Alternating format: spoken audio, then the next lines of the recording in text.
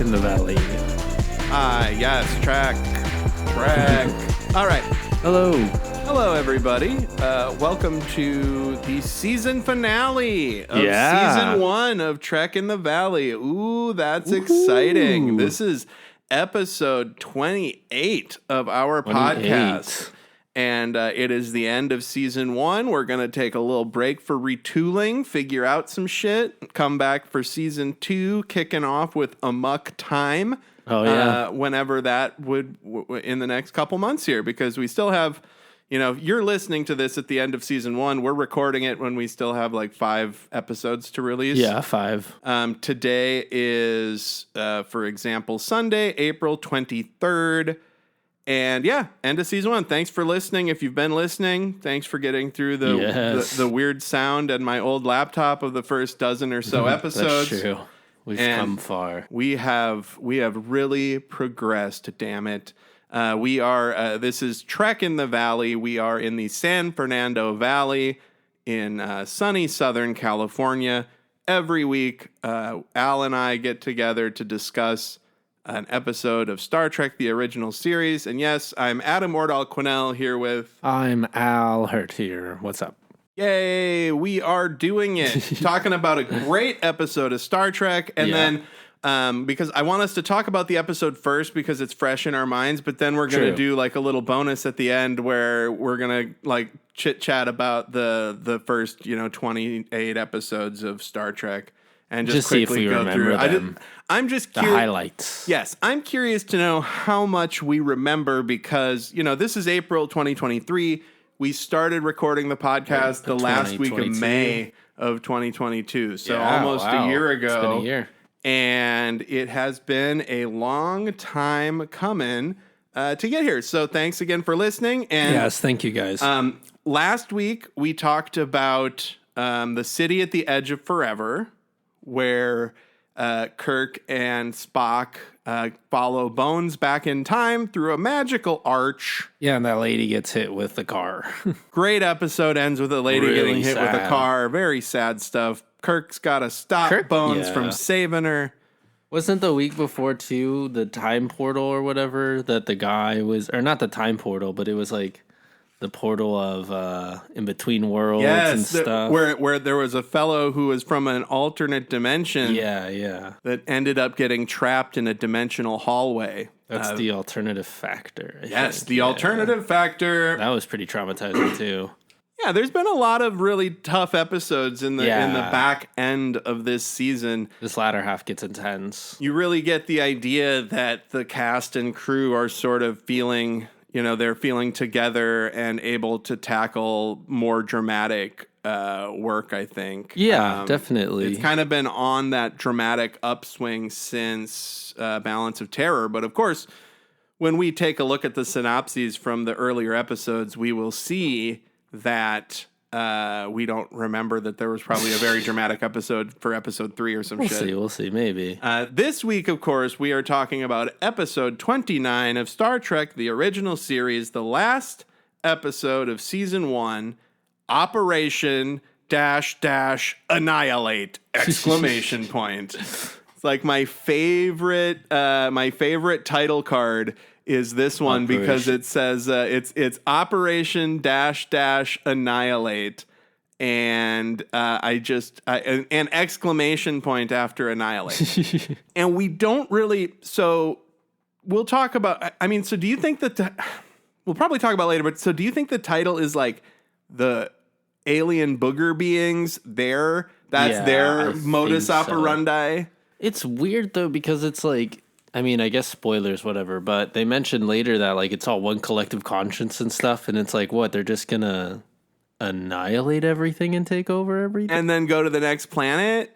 Oh, no, it could be Operation Annihilate in the sense of, like, Starfleet annihilating the beings. Yeah, that's what I was thinking too, maybe. But that might be a little too literal. Well, all I'm saying is this episode could have benefited from somebody going...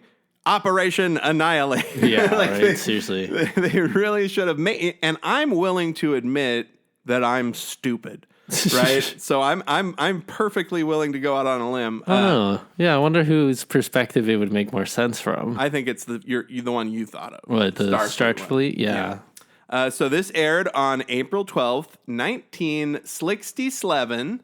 And that was about 400 years ago today. Yep. The synopsis from Paramount Plus are if we ever have guests, I want to have the person who writes the Paramount Plus synopses on as a guest.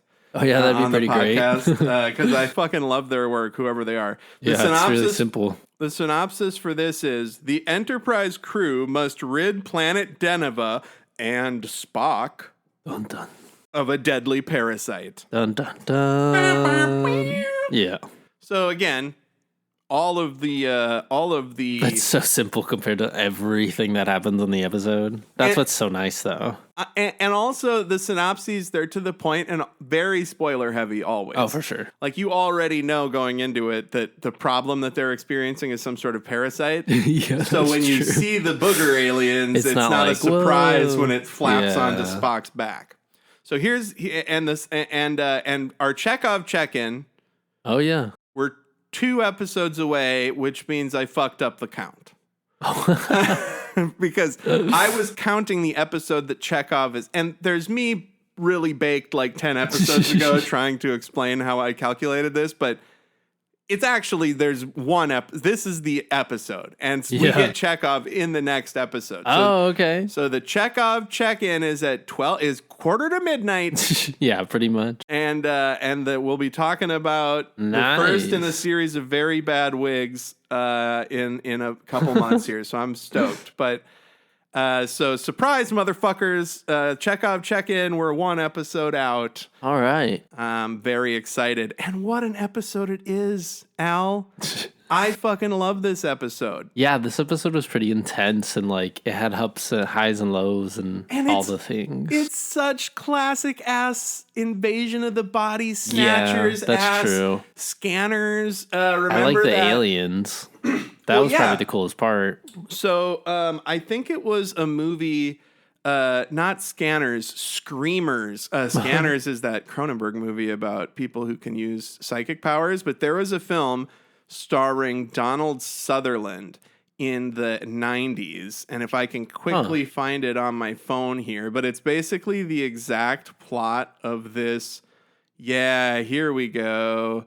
No, not Screamers. So there's a film that Donald. So audience, help me. Email trekinthevalley@gmail.com, all one word, to tell us the Donald Sutherland movie that's basically like this, where there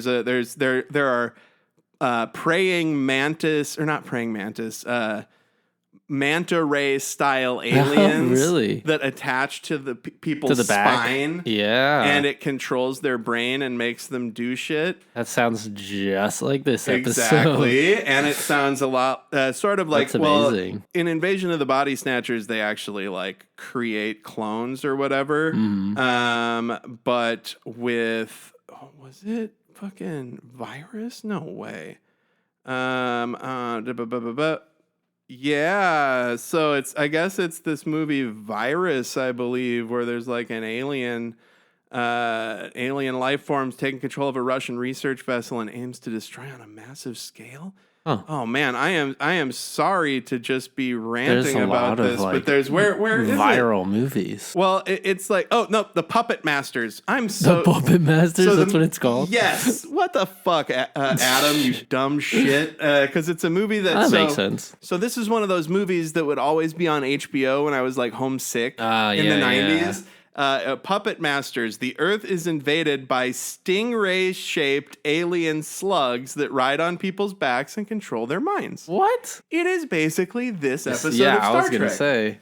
Which makes so many inspirations. So that's because I'm a screenwriter. Like that's why I threw away all semblance of safety and security and moved to Los Angeles a few years ago to be a screenwriter. And this is always so heartening when I see shit like that, because I can just take the plot of an old Star Trek and make it a movie. Yeah. And there you go. Switch out a couple names. That guy got insurance for a couple years for writing that. He probably made a few hundred grand. Decent paycheck, yeah. You know, like, and man, I could live off, and that was in 94 or 3 or whatever. True. So yeah. But it's basically exactly like this episode. And we're going to get into it now. So the Enterprise, as usual, is investigating some weird shit. It's the Deneva planet, right? That's where they're heading, right? Mm-hmm. Deneva. Or Deneva, excuse me. No, you nailed it. It's one of those planets that sounds like a Star Wars planet. Yeah, it does. Yeah, Deneva.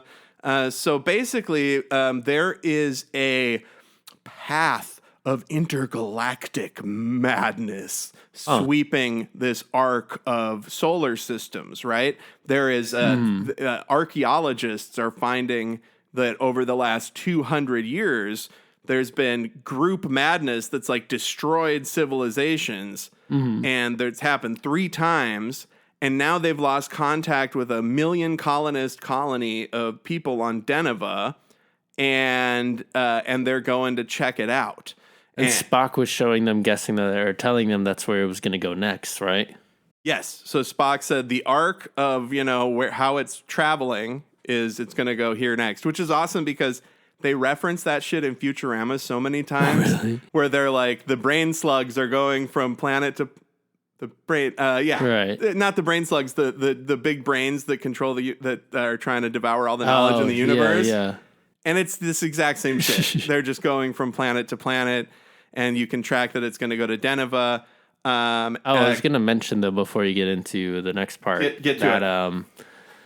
Compared to the first episode, these screens now look so much better. And when you say the screens, you mean like the screens on the wall behind them on the bridge? Yes, on the bridge, excuse me. The ones that they're looking at on the bridge to show the planets and all that. And now Spock was like pointing out the systems and stuff. Yes. They put way more work into those. They're doing a great job. And there's a lot of good remastered effects in this one. Yes, there is. Oh man, I love these remastered Star Treks. The starting shot too, the close-up of the ship was cool. The satellites were cool too. That come out later. The sequence that we're going to talk about in a moment when they watch a Denovan ship fly into the sun. So rad. That's crazy. So basically, they're trying to communicate with Deneva, no communication, and then Kirk asks Uhura, like it opens with him saying, "Try this private channel." And Uhura's like, but that's a private comm channel. And Kirk's like, I know, try it. And then they explain everything we just, massive insanity, cutting a swath across planets. And then they see a Denovan ship, and they're trying to communicate with it. The Denovan ship flies into the sun, and there's an awesome shot of the sun on the view screen. It's very remastered. And then in the lower right-hand corner of the view screen, there's a tiny little ship. And they're reading the surface temperature. The ship is going up. The Enterprise is getting hot. Everybody's sweaty. And then the Denovan pilot says, I did it. It's finally gone. Or I'm free. I'm finally free. I'm finally free. And then his ship explodes. Yeah. So Kirk tells them to make for Deneva. And at that point, Bones, who's on the bridge for some reason, Bones says, Kirk, isn't your brother and his family stationed on Deneva? Dun, dun, dun, dun. The other thing that I thought was weird, too, is that after Spock was explaining, the mass insanity and the mass deaths, Kirk just turns to Bones and he's like, what do you think is happening, Bones? It's like, well, he's just the doctor. Like, how would he know what's going on? Well, he knows about psychology. Maybe, psychologically something could have happened. Well, and also maybe there was a disease. That's true, disease. Maybe make a guess at that. But then he goes, there's no, what is it? There's no medical or, biological reason for this happening, Kirk. Yeah, it's all a mystery until the very end, really. Yeah. And we get an awesome title card, Operation -- Annihilate ! Kirk explains that Deneva was a beautiful planet colonized 100 years ago. And then they finally get connected. Uhura gets connected over that Kirk's private channel. And a woman comes on, and it's Kirk's sister-in-law, we find out later. And she's saying, help us, help us. They lose the signal.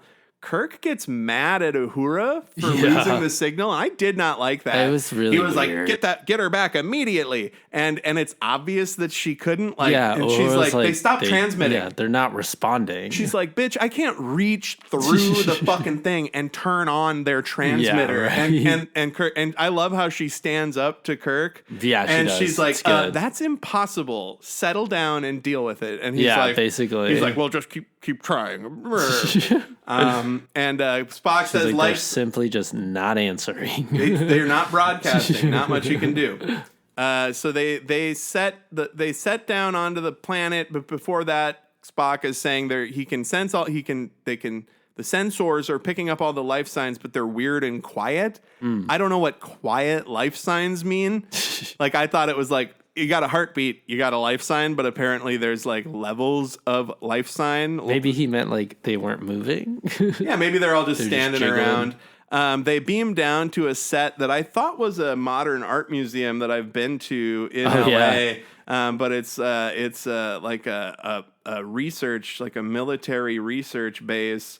It is Operation Annihilate. And the production, it was shot at the TRW Space and Defense Park, now the North Grumman Aerospace Systems, but it looks like the art installations when they come in, it looks just like the backyard at LACMA or whatever, you would think. I know, I was confused for a second there. Like, wait a second, but that's just apparently, and isn't that interesting? Not to get all political, but Star Trek is about a communist society that's like being the Federation or whatever. Yeah. And they go to this place that's like a Federation colony, and what do they see immediately? A bunch of rad public art. Like, they're like, people are like, oh, if you're communist, everything sucks. And it's like, well, I don't know. I'd like to just go to the bank and see that there's a bunch of rad ass public art everywhere. That would be kind of neat. They approach, and as the away team is walking up, there's a bunch of goofball locals come running with these clubs. Yeah, all four of them. And what are they saying? What's going on? Oh, well, stop. We don't want to hurt you. Get away from us. We're not going to hurt you. Just get away. And they just scream, and they're just standing there, and they all, the Enterprise crews just stands there. And they both like kind of face off, both groups. Yeah. And then the group with the clubs attack, mm-hmm, they run towards them. They phaser them. Right. They knock them out. And then they're like, it's weird that they seemed like they were trying to warn us, but then they ran here and tried to bonk us with the clubs that they're using are like cylinders. They're like clear cylinder, clear resin plastic. cylinders. Yeah, resin. Yeah, they look like they've been cast like with just a lot of clear plastic resin. I fucking love it. And what is it? Spock says their attitudes were different from their actions. Yes, and I was like, yeah, it's clever.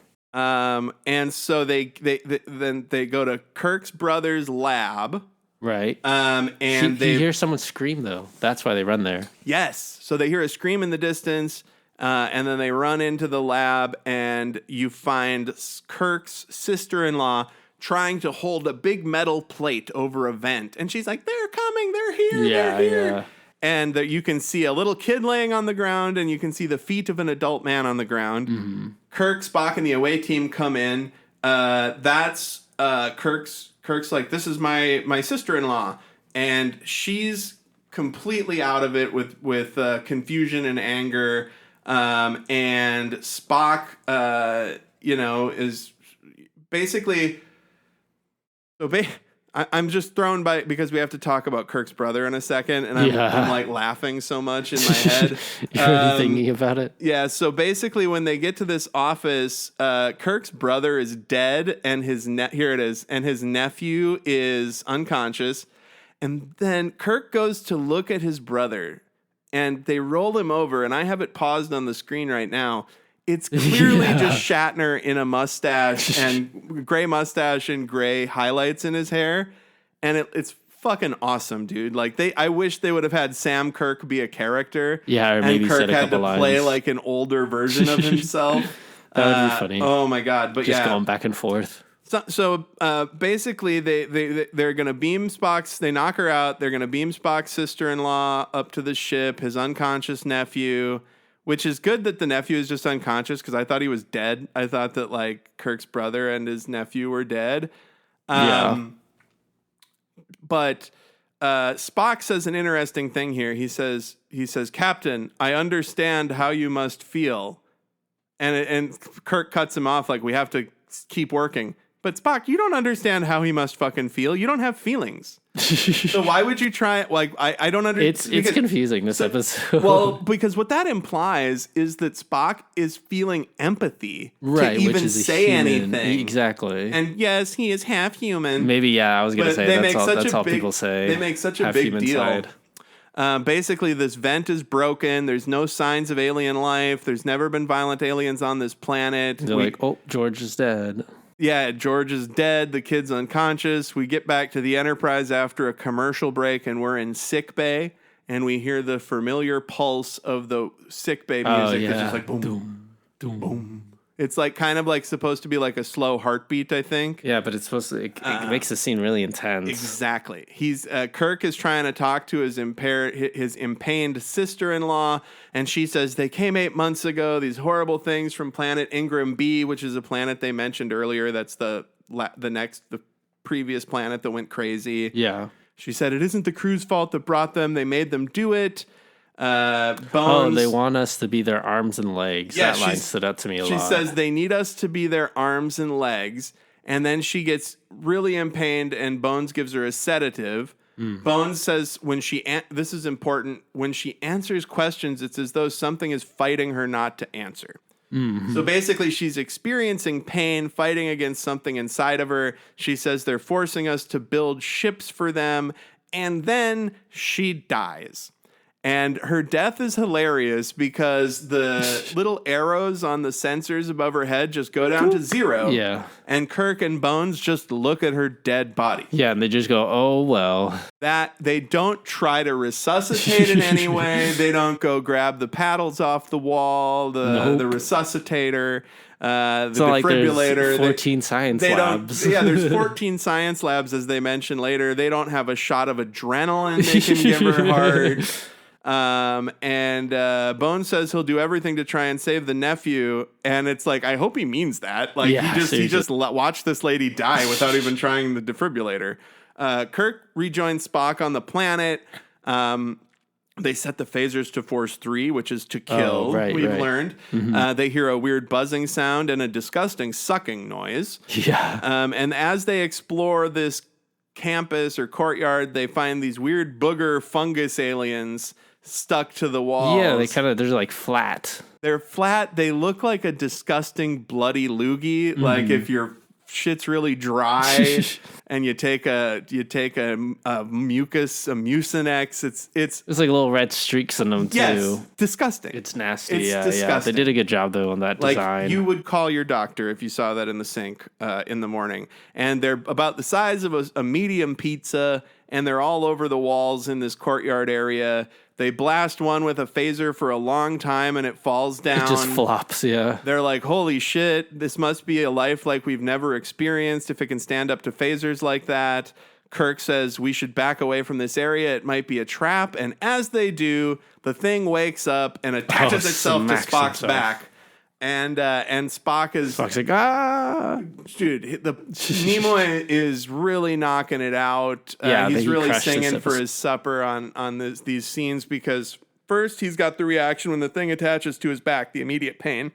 Right. Kirk then pulls the thing off and just throws it away and says it's gone. Yeah, I guess it's just gone for some reason. It doesn't come back. Yeah. Is it like a bee after it stings, it dies? Who fucking knows? It just slips away. And then Kirk is holding Spock in his arms as they go to commercial break, and the look on Spock's face is just so I know, perfect. It's crazy. I think the last time I've been like shocked by that was Pursuit of Happiness, right? Or not Pursuit of Happiness. What is that called? The Temptation of Happiness, where they're on the planet and they all like Paradise.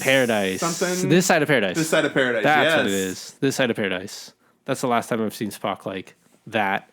Reactive, I guess, like really hamming it up. Yeah, exactly. He's acting his butt off. We're watching the scene right now because everyone's so neutral in this show. So that's why. Oh yeah, and especially the beginning, hearing people scream and like frail around and those guys like threatening the Enterprise's crew's life and stuff with the clubs. It's all really like loud and in your face compared to these other, calmer, chiller episodes. Absolutely. It really did kick it up. It's a great scene to go into. It's a great season finale, basically. And they go to commercial, and we've got Bones and Nurse Chapel. They're doing an operation on Spock's back. Yeah, some spinal surgery or There's whatever. like weird stuff in there. It's like a puncture wound that got on his back. Yep, there's a puncture wound, and then Bones is like, God, there's nothing I can do. And he says, well, close him up.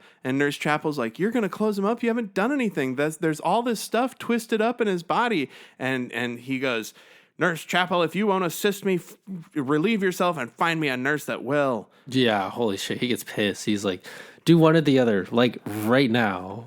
Yeah, and then it cuts to Bones coming into the bridge, and he's carrying like a to-go soup container from like a Chinese place, and it's got what looks like 2 noodles floating in it. 2 little noodles. And these are like parasitic things that he took out of Spock's body. And then he took one out of the wife's body? No, the nephew. Oh, yeah, that's right. And I think maybe they did say the wife had him too. No, the nephew was too weak. Oh, that's right. He took it out of the wife's body. Yeah, after good the catch. fact, I think. So basically, and then Kirk even says, so we can assume my nephew has these things too. And he's, Right. Yes. So they can't. Basically, Bones says these parasites are all wrapped up around the person's nervous system, and so conventional surgery would not be able to untangle them. And that's basically why he told Nurse Chapel to shut up and do her job. Yeah, because he's like, I'm not a magician. I mean, I've seen what I can see. And then Spock wakes up in sickbay and pushes Nurse Chapel around, clearly fighting a parasite in his head. Yeah. He tries to take over the Enterprise, the bridge. It's always funny. The sequence is really funny, yeah. And it's always Go ahead. This is part of the sequence being funny, so we're on the same page. It's always funny when Kirk says something like, We put out an all alert, find this member of the crew. And then the person they're looking for storms onto the bridge It's immediately. like a gag, I feel, at this point, And so Spock storms onto the bridge immediately after Kirk is like, watch out for Spock. He's dangerous and confused. Shit, he's on the bridge. And so Spock is fighting all these crew members, including Kirk. And there's a hilarious shot where like his hand is really close to Kirk's shoulder. And Kirk's like, oh no, he's going to give me the pinch. Yeah, right. But they overpower Spock and knock him out. It takes like 4 people to hold him down. Well, yeah, Spock is cool. A, angry, and B, Vulcans have strong. like much more strength than humans because the gravity on Vulcan is so much greater. He flew from the sick bay to the bridge, basically, though. Like, Yeah, well, he was right there after she announced it. hilarious. And great, so though. he basically tried to take control of the ship and failed. And then we get to sick bay where Bones is like, whenever I turn on this sensor, Spock is in horrible pain. And then he turns it on to show. Oh my God. Basically, it's Me and the Adam were like, what the fuck? the K3 pain sensor. He's like, watch what happens. This is the K3 pain threshold sensor. Watch what happens when I turn it on. He turns it on and this box clearly He's in like, more pain. oh my God. Kurt's like, hey, how about you whoa, don't why turn you that do sensor I on? get it. I get that works. So I trust you. basically, the creature inside him wants the ship. Spock wakes up and he assures the captain he's of his own will. He's fighting the pain. This whole sequence is crazy. Yeah, because I'm Spock not is saying, sure. Spock is like, look, I'm fighting the pain. The reason I tried to take over the ship, and I apologize for trying to do this one-person mutiny, but the reason I tried to take over the ship is because I didn't understand that this thing is just inflicting pain on me, and as a Vulcan, I can just shut pain out. And Spock is like, but what about your human half? Yeah. And Spock is like, I'll admit, it's inconvenient. And so now we know that how this creature controls the people that it's controlling is it puts them in terrible pain until they do Probably through their nervous system and all that too. to do what they're supposed to do. Yeah. And then Kirk says, look, we can't take the risk. I need you just to chill out here. And then him and Bones leave.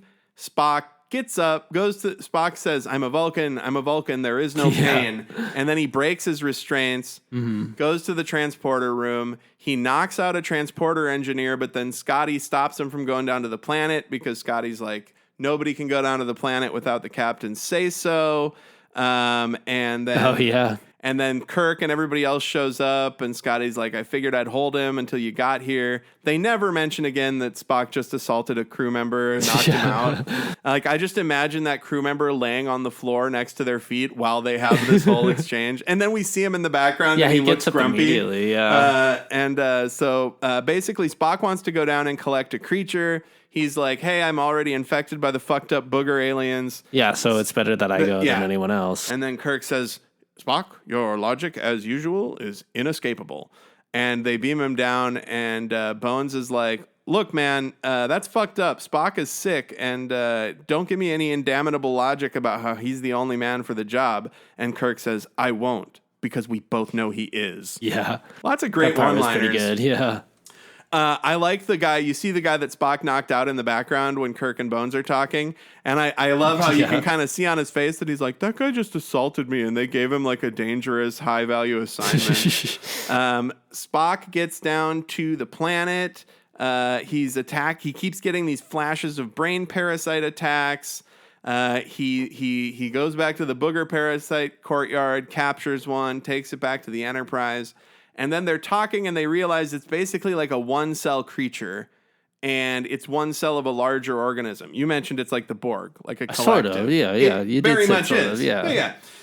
So basically, the reason that they resist their phasers is because it's like you're shooting one cell of a bajillion cell organism. And they kind of mentioned, too, that there was like, it was neither like life or like a mammal. I don't know what line it was, but it wasn't like life. It wasn't alive. And it's not alive as we know it. It's a different concept of living. It is so different from us and from a place where our physical laws do not matter. Okay, yeah, there we go. Say. Okay. Kirk is like, the Denovan said we're free. We got to figure out how he figured that shit out. Why was he free? Yeah, why did he say that? And the whole time that they're Bones, Spock, and Kirk are trying to figure this shit out, Bones keeps giving Spock the side eye, like he's like, "Are you being controlled by a parasite now?" It's weird because the first thing Spock says is like, and I said, "Oh hell no," because Spock he goes and he convinces Kirk to go down on a transporter to go down to Geneva again.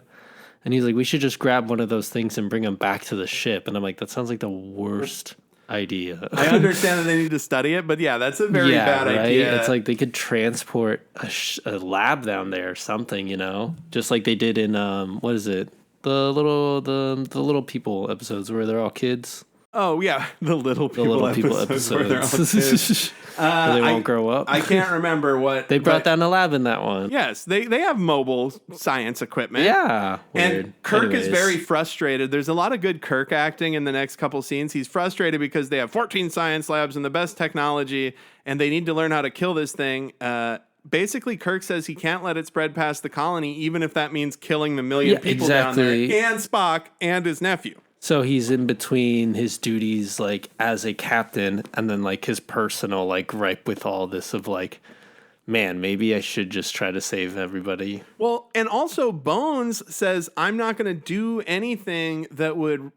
Bones says we shouldn't kill a million people, but he's also saying, I have no idea what to do. Yeah, it's a really shitty situation that they're in. And then Spock comes in and says, look, you got to kill me and your nephew and these colonists.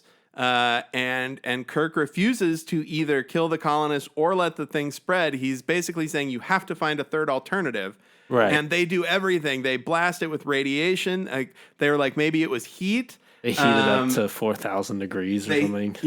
And then 9,000 degrees. Or 9,000, excuse me. The same temperature of the hull of the ship when the Denovan said he was free. And then they go, and then Kirk kind of comes around to it and says, what if it's light? And Bones is like, but light isn't lethal. And Kirk says, yeah, but not to us. Not to us, but maybe for them, remember. So they're going to blast the surface with light. They test it out on the booger that they captured. They put it in a pressure room. And they blast it with the light and it dies. Mm-hmm.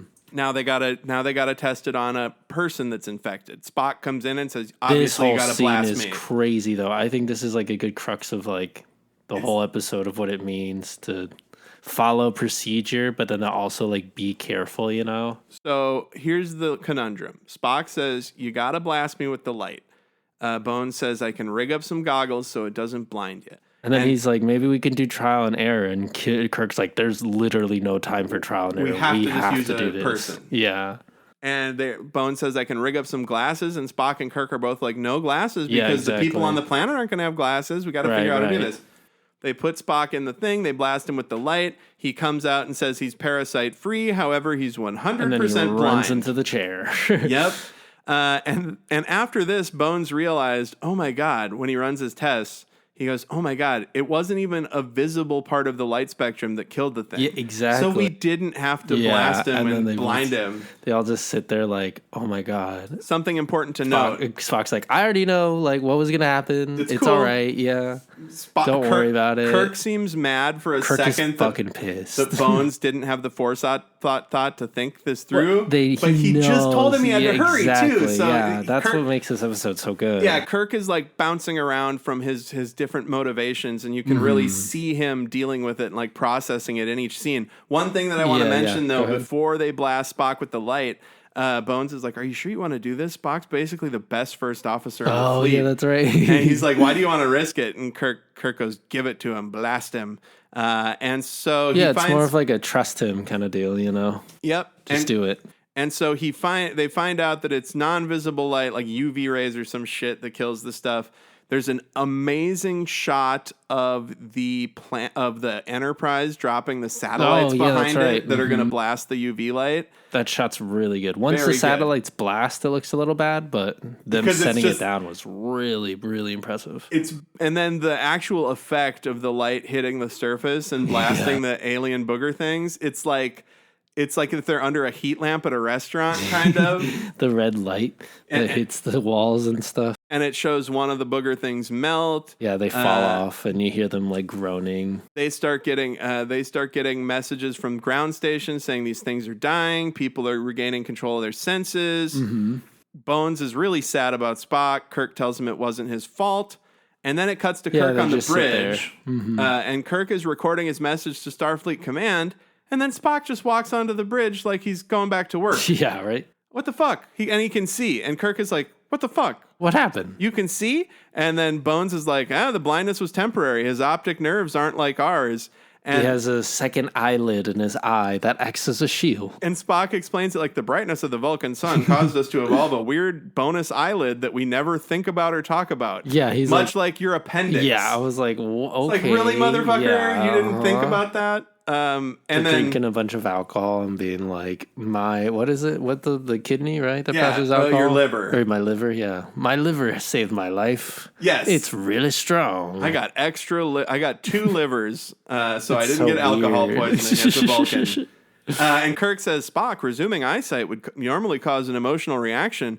And Spock says, well, actually, I did have a very strong reaction because the first person I saw was Bones, or was Dr. McCoy. Bending over me. Yeah, and McCoy was like, well, I guess being possessed by a parasite didn't improve your appreciation for beauty. Yeah. Right. McCoy's such a funny guy. He's such a goofball. Yeah, I love it's him. like that. It's like he wasn't just blind like 15 minutes ago. I don't know. It's like such an emotional thing of like, whoa, it's over. He can't see. And then like 10 minutes later, he's like, really rubber band. They really, yeah. And this is a season finale. Right. So it makes people think they're leaving Spock blind at the end of the season. That's what I'm the what is it? The cheesy like cliffhanger producer crap in me is like, oh, they're gonna leave that for next season, and then I thought he would just come back in next season and say that shit like, oh, I'm okay. No. I got a second eyelid. No, that's not how TV worked back then. No, of course not. They had to end it.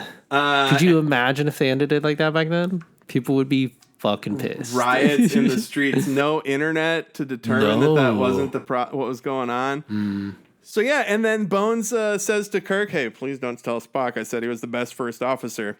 Yeah, and right? Spock hears him and says, thank you, Doctor. And Kirk has the great final line of this. This is the final line of season 1. He says, you were so worried about his Vulcan eyes, you forgot about his Vulcan ears. Yeah. And we wrapped it all up in a tight little bow. Okay. So comments about the episode. What'd you think? It started out really intense and like frightening, but then like after the whole silly gag with those first Denovans that they meet with the pipes and stuff and the lady screaming and all that, it does kind of calm down. I think the best part is just what I was mentioning about the whole conflict of like, Kirk's like, oh, well, shit, I could either figure this out or do my duty as a Starfleet captain and end this planet and just and these aliens here right now. And Spock and my nephew. Yeah, exactly. But they don't even know if so what they know about That's what sucks. What they know about the beings is they need people to like build them ships and move from planet to planet, right? But they still don't know if even blowing up the planet would, like, they don't know how to kill the things at that wasn't point. too also when Bones was like doing experiments on the one piece of the alien, like Spock and the nephew were also getting hurt, or Spock was also getting hurt or something? I don't think so. I like Wasn't when that they the heard whole controversy? I don't believe so, but I could have missed that. Because Where like they're all one organism, right? I don't think they covered like if you hurt this one, it also hurt Spock. True. Because when they killed that one, remember when they blasted it with light? That's true. I guess Spock even didn't react. Yeah, that's true. That is weird. They also wrote though in this compendium that I have, they wrote that in the first draft, the Kirk's brother wasn't even mentioned at all. It was like some other his wife, the Aurelian or whatever, or Aureline. Yeah. Arlene. The husband was Arulin. The husband was the one that flew into the sun, not some random guy. And then like they grabbed the wife and her father, and then they figure out how to get the parasites out from there. But that whole point was kind of just like missed because they were like, wait, we need Kirk to have like Emotional more of a skin pull in in the this. game. Yeah, exactly. And Because that's why they added the brother and Spock getting hurt too. Well, I feel like they could have did it just with Spock. Oh, Kirk loves right, Spock. of course. Having to kill Spock was a big enough deal. And But I think his family too. I don't know. You don't hear too much mention. So. But just to the fact that they say, we find out that, I mean, I think they've mentioned that Kirk has a brother in passing a couple times. Yeah, they mention it in the book too. It says the brother's introduced in What Are Little Girls Made Of, that episode. I don't remember when. They just mentioned that Kirk has a brother. It. Yeah. And it's funny because Sam Kirk is actually a a primary character in Star Trek: Strange New Worlds. He's a science officer. Yeah. And he's really good. That Strange New Worlds is such a great companion piece to watching these remastered Star Treks because they intertwine with this first season a lot because they reference things that happen. But yeah, so that is us. I love this episode. I got nothing else to add. This was Operation Annihilate! Exclamation point. And when we come back in a few weeks, we will be talking about Amok Time, the first episode of season 2. Now, really quickly, I'm just going to do like a speed round of reading through the episode titles. And I'm gonna read the Paramount synopsis, and let's see what you remember about it, or what we both remember about it. We'll see. So first off is the pilot, which we didn't really talk about on the the cage. The cage. So the Man Trap, episode 1: a shape-shifting, salt-craving creature terrorizes the crew of the Enterprise. Remember that was with the girls, right? Well, no, that was Mutt's women. That was one with Bones' ex-girlfriend. Oh, that's right. New husband or whatever. He's got a salt creature that they. Oh, one of the best parts is that they like, isn't it? They have a bottle with half of the salt and left, and they're like freaking out about losing any more salt. Yeah, it's just these because it's so hot and salt keeps you cool. Yeah. Episode 2, Charlie X. A powerful teenage boy wreaks havoc aboard the Enterprise. Oh yeah, this is the mutant Charlie X at the. Basically, I always said it was incel. Xavier. Yeah, he's basically incel Charles Xavier. Yes. Episode 3, Where No Man Has Gone Before. What stood out to me with that episode was the fucking what is it called? The contacts with the holes in them that they put like foil in. That was disgusting. While exploring that was Charlie X. No. That was in Where No Man Has Gone Before. Yeah. So Where No Man Has Gone Before, which was going to be the second pilot, while exploring the energy barrier at Galaxy's Edge that crippled an earlier ship, Kirk's longtime friend and crewmate Gary Mitchell begins mutating into a godlike entity, disdainful of the crew of the Enterprise. Isn't that like, and that's the longest synopsis of any of them. Yeah, dang. And I love that that Gary Mitchell shit is great because they reference that in Lower Decks. There's a great Strange Energies episode of Lower Decks. And of course, episode 4, The Naked Time. The Enterprise crew catch a virus and remove their inhibitions. And it's funny because the episode is called The Naked Time and they all get naked, but it's more about the naked time is in reference to time being laid bare or something. It's it's strange. There's a double entender. The enemy within, a transporter malfunction creates an evil Kirk. That's right. Evil Kirk. Love evil Kirk. That was a good one. Mudd's Women. The Enterprise rescues con artist Harry Mudd and his, quote, beautiful female cargo. I wonder why beautiful isn't... Do you remember why beautiful would be in quotes? I have no idea. Well, wait, isn't it because... No, I don't remember what the twist was. Mudd controls their brains somehow or something. Yeah. It's so funny because people listening to this are going to... The one with the women de-age, that was in the Menagerie, right? Yes, that was in Menagerie. That was the other one. And people listening to this are going to be like, these guys cannot fucking remember these episodes. Episode 7, What Little Girls Are Made Of. Nurse Chapel's long-lost fiancé is found, along with his androids. I don't remember that at all. Oh my God, yeah, what happened? Especially I remember Nurse Chapel's long-lost fiancé being found, but I don't remember his androids or what that had to do with anything. Episode 8, Miri. A strange group of children are discovered on an Earth-like planet. That's one of the first bangers that I remember really well. The children of the corn thing and the bald guy. Yep, and the larger kid, the character actor the who's just child, the just absolutely fucking nailing it. True. No, you're thinking of the kid. You're thinking of Clint Howard, where the voice is dubbed in. Oh, no. I was thinking, the other guy. He was balding too. That's right. Yeah. Yeah, because there's that back shot, right? And because it's remastered, the lighting on his head is different. I have the same problem, kid. I don't let myself be photographed from that angle. Episode 9, Dagger of the Mind. A new treatment for the criminally insane. Oh, this one was good. Results. Yeah, that's where they said the spinner thing on top. Yep, and that's where Kirk gets hypnotized into pain, and they just leave him there, and then somebody's got to save him. He's saved by a nurse there's a yeoman who knows the guy. And then we get to the Corbomite maneuver, episode 10. There we go. Kirk lies. That Corbomite maneuver is the good bluff. one. That's where they interact with this gigantic sphere of spheres. Oh, that's right. And it's growing and stuff, right? Yep. And then it gets bigger, and then it shoots out an escape pod. And then basically it's Clint Howard, who's like a little bald kid. That's right. That's how it ends. That's when that one ensign stays with him. Oh, yeah, because that ensign's like really frustrated and stuff. Yep, and he's bad at his job. Yeah, and they basically are like, just learn about this. Learn about the world with this guy who's going around testing societies, basically. It's like, okay. Then we get to the first 2-part episode, the Menagerie, episodes 11 and 12. This is where they reuse the footage from the pilot. It's a great episode really clever. Because Spock is basically being court-martialed while also showing these like transmissions from the planet. And then we go to Conscience of the King. Yep, the play one.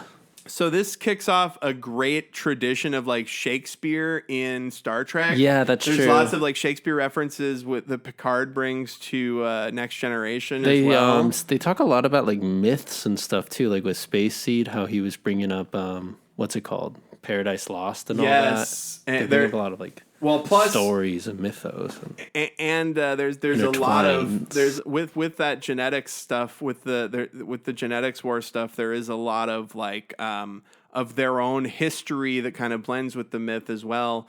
And Conscious of the King, I love that episode because that's the one where Kirk thinks that this actor is actually a terrorist that he witnessed kill a bunch of people, and we find out that it was indeed them. Yeah. And then episode 4... someone else tells Kirk, and Kirk doesn't believe it until he talks to the daughter, right? That's right. And then the daughter's like, Dad, you gotta... That's right. I killed all these people to cover you. Oh, do you know what we compared Kirk's it to? Kirk's friend with his fucked up face. Yeah. Yes. We compared it to, like after World War II, like Nazis like sneaking into the U.S. and stuff and living their lives. Yes, Operation Paperclip. Yeah. We did compare it to something like that. That actor got Operation Paperclipped out of Space Nazis. Episode 14, one of my favorites, Balance of Terror. One of the best episodes of Star Trek I've seen. After attacking an outpost, Romulans battle the Enterprise, and it's like Kirk versus this other captain in a submarine battle. It's the submarine episode. Shore leave. While on shore leave, the crew's thoughts mysteriously come to life. This was the Alice in Wonderland one, right? Yep, with the rabbit, where they imagine things and they find out. Crazy. That, I can't. What do you remember? What the crux was? What was happening in that? I don't know why they were going crazy. Maybe it was a plant or like something on the planet that was infecting them. Well, no, that was the plant. The plants that were affecting them. That's later. Yeah, that's this side of paradise. Yes, right. Which is also great. What happens in shore leave? I forgot. We'll never know. What does the I'll read the next one while you find shore leave there. Oh, here we go. Let's see. Sulu. Oh yeah, a kindly old man appears, identifying himself as the planet's caretaker, and explained they're in an amusement park. That's right. Where an advanced alien society synthesizes the entertainment from the thoughts of the vacationers. So remember when they go, "Oh my gosh, I hope like a tiger doesn't come through here." And there's a tiger. Yeah. That shit was funny, dude. Good stuff. Yeah, I remember that. Episode 16, the Galileo 7. 7 Enterprise crew members go on a shuttle mission with Spock in command. Yeah, this was a Spock episode. Yeah, they first crash came on out, a planet. and Spock was like, "Chill, I got this." Yep. He did his captain thing. They crash on a planet. Spock proves that. And that monster, the big monster, that was cool. Oh, the spears. Yeah. Giant spears. Yeah. Great set design on that episode.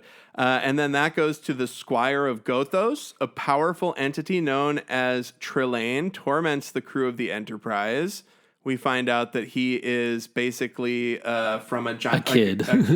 Well, no, isn't Trelane? Was that the one? Yeah. Trelane is like an energy being who's basically a kid that's fucking with all these.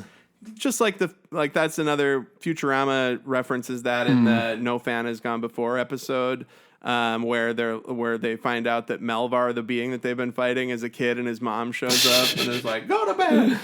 Yeah, it's so funny though how like intense and how powerful those aliens are, just for their parents to show up and be like, "We're sorry, love it, my bad." Love it. And of course, the parents are the Squire of Gothos. The parents are also all powerful beings, so they don't really care about the humans that have been inconvenienced. They're just like, "Sorry, here you go, you're free." Leading into a classic, episode 18, Arena. The Arena, yep. Mysterious aliens pit Kirk against a Gorn in a bare-handed duel. Also extremely powerful aliens that were just like, "Do you want us to blow up the Gorn ship?" Yeah, so no, I'm good. They're really running into super powerful aliens out there. They turn it up, yeah. And I love Arena. That's where Kirk's got to put together a gun. Oh, yes, that's right, and the rock. Because they say the beings are, the Metrons or the being or whatever are like, everything you need to fight is on the planet. And it's like basically, make gunpowder, dipshit. Episode 19, Tomorrow is Yesterday. This is when a time accident leaves the Enterprise, a UFO, over 20th century Earth. And they crush that jet. They crush a jet, and they beam the fighter pilot aboard the ship, and they beam him back down because his grandson's important. And then they fuck it up constantly. They accidentally beam up the wrong guy at one point, and he's like catatonic. Such a good episode. The guest stars in that episode are particularly good and hilarious. True. And it's so funny because that episode was a real, like a laugh riot, right? True. And then Court Martial, the next episode is Kirk is recalled for a potential court martial. Oh, yeah. Because of the death of one of his crewmen, who we find out wasn't actually dead and had a grudge against Kirk. That's right. That was a twist. Episode 21, The Return of the Archons.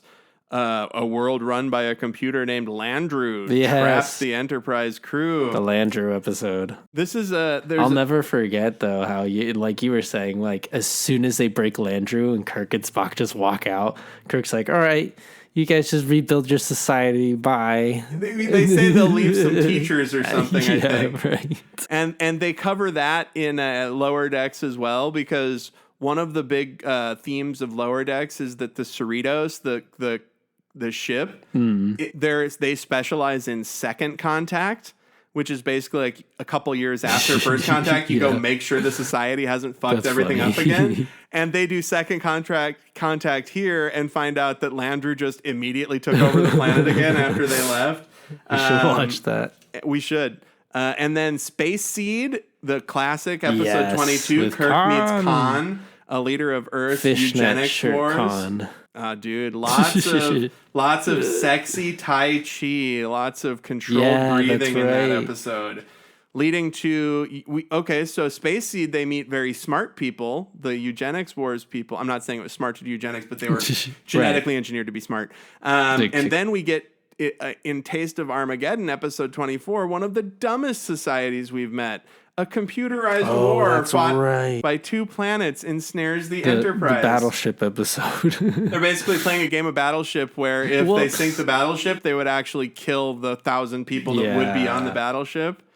That was so crazy, too. And that they didn't want to face real war, so they just like collectively agreed to assisted suicide. Well, you'd think that instead of doing that, they would just say, how about we give money? Yeah. Like, if you destroy this many people, we give you this much money. And if we destroy that much people, you give us this much money. You know? Like, there's so many ways they could have done it without really bizarre walking people into incinerators. The next one is an episode you reference a lot, This Side of Paradise. Yes. The Enterprise visits a colony where floral spores bring peaceful contentment. Shoot them in the face. Love the spore episode. Bones is a wistful mint julep drinking good old boy without the racism apparently. And Spock falls in love and he defies Kirk in some very funny ways. There's a shot. There's a shot where Kirk finds Spock and his lady friend and they're just like frolicking in a meadow. Like Spock is like hanging upside down on a tree by his legs. Yeah, that's right. Episode 25, The Devil in the Dark. An unknown monster threatens a critical mining operation. And it was just drilling holes. I think when I wrote, it was drilling all those tunnels because it. And they end up working with them, right? Work together, with the miners. That's right. They're like, hey, these things fucking love eating tunnels. We couldn't make these tunnels half as fast. They love it. Yeah. And the monster creature effect is basically like a rug that they put stuff on. It's great.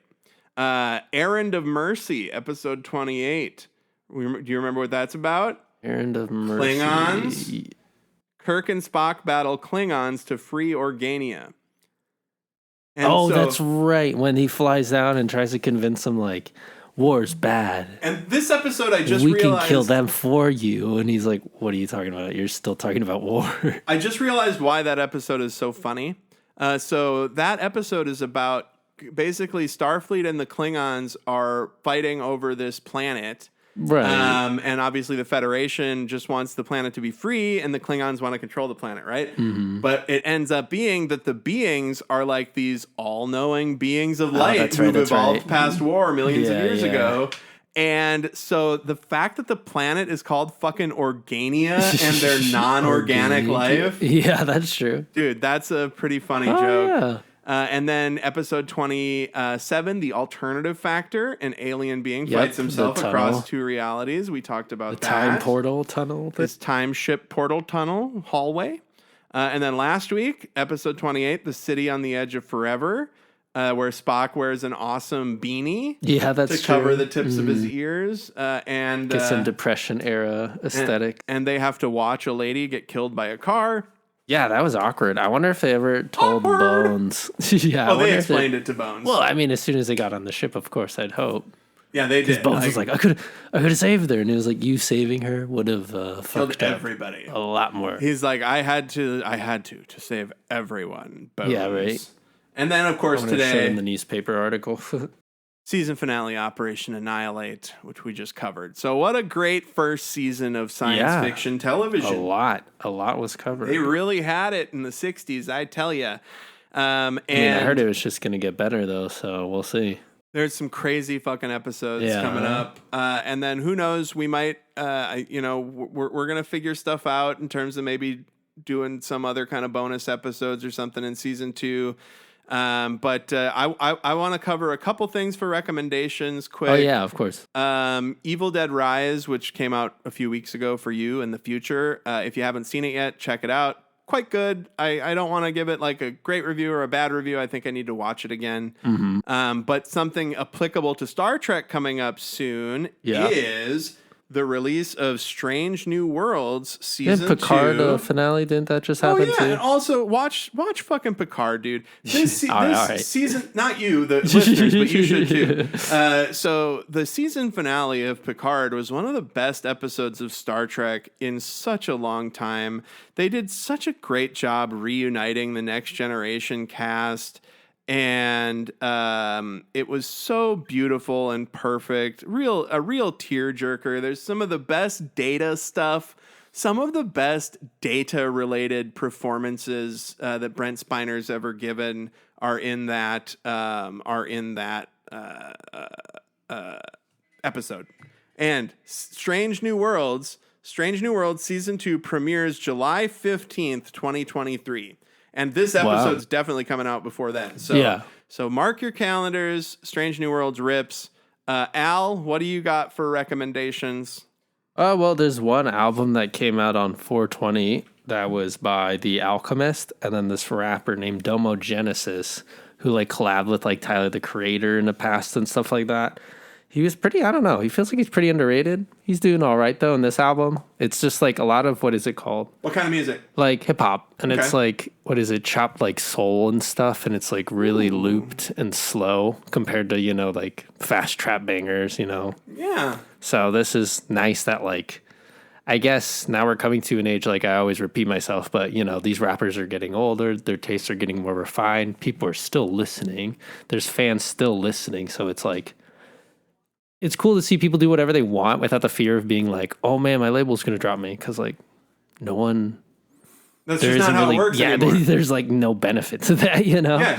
To like be worried about that. So I think that's how we're getting better music. So yeah, especially once you've built an audience, if you're good enough to build an audience, audiences are very loyal these days because of how little it takes to follow somebody online. That too. Yeah. And like, just to see like how we're posting or what posting everywhere, like there's kind of, I don't know. It's not that there's no excuse. It's just that it's really easy to follow someone. Mm-hmm. And but the album's called No Idols. Ooh. And it's like the Windows. I think it's like the Windows 2000 screen. Let me see.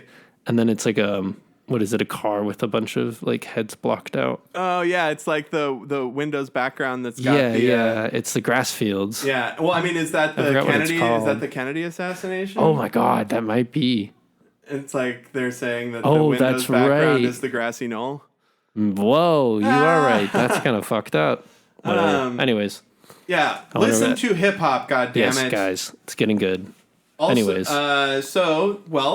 Season 1 of Trek in the Valley. Finito. Yeah, great job, Al. This has been a lot of fun. I look forward to season 2. Any thoughts? Man. No, I mean, not really right now. I just want to see like, we got Chekhov coming in. I want to see what else is like more special effects. What do they do after taking a few months off? What do they apply when they come back? I'm just really looking forward to what they keep, what they don't keep. Exactly. And as usual, you can email us at trekinthevalley@gmail.com. You can, all of our information in terms of social and shit like that, Al's SoundCloud and whatnot, that is in the episode notes. And awesome. There's also some stuff covered in the bumper. So thanks so much for listening. We'll see you next season. We'll see you next season. Hey. Yep. All right. Thanks for listening, gang. Bye-bye. Bye. Hey, thanks for listening to this episode of Trek in the Valley that we probably recorded before we named the podcast or really knew to like promote things. You can find out any information about our podcast by following me, Adam, at Adam Quesnell. It's not how you pronounce it, it's how I say it for your benefit. ADAMQUESNELL on Twitter, or at FAQRulesU at Instagram. Follow. I promote the show. You'll know when and where you can get it on more platforms, so it's on your platform of choice. Thank you so much, and reach out on either of those platforms if you want to tell us anything about the show. Also, I know that we're supposed to say this. Like and subscribe, whatever that means. Thanks so much.